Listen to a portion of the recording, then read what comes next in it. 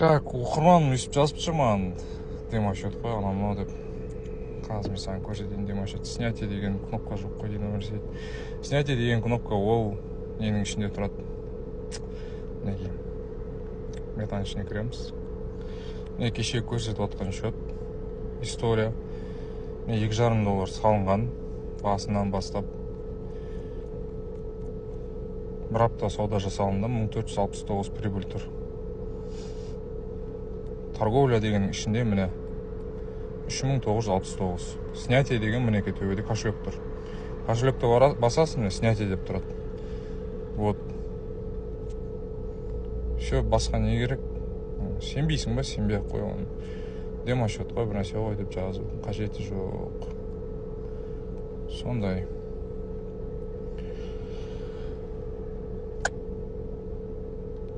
Өзің білмейсің жазасың. Қатырасыңдар.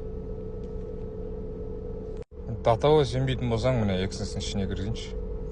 Датаой сенбейтін болсаң. Міне 3969 реал счет про деп тұр. Міне closed position yesterday $35. Неке $429. Міне осының бәрі. Басынан бастап.